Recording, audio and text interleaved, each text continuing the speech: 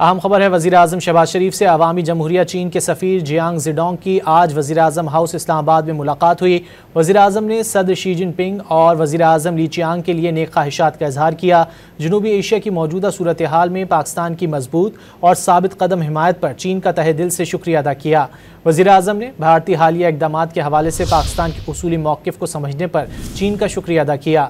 वज़ीर आज़म ने इस वाक़े के काबिल एतमाद और शफ़ाफ़ बैनुल-अक़वामी तहक़ीक़ात के लिए अपनी मुखलिसाना पेशकश की तौसीक़ पर चीन का शुक्रिया अदा किया। वज़ीर आज़म ने कहा कि पाकिस्तान ने हमेशा दहशतगर्दी की हर शक्ल में मज़म्मत की है। दहशतगर्दी के ख़िलाफ़ जंग में फ्रंट लाइन के तौर पर पाकिस्तान ने 90,000 से ज़ायद जानों का नजराना पेश किया। वज़ीर आज़म ने इस वाक़े के काबिल एतमाद और शफ़ाफ़ बैनुल-अक़वामी तहक़ीक़ात के लिए अपनी मुखलिसाना पेशकश की तौसीक़ पर चीन का शुक्रिया अदा किया। वज़ीर आज़म ने कहा कि पाकिस्तान ने हमेशा दहशतगर्दी की हर शक्ल में मज़म्मत की है। दहशतगर्दी के ख़िलाफ़ जंग में फ्रंट लाइन के तौर पर पाकिस्तान ने 90,000 से ज़ायद जानों का नजराना पेश किया।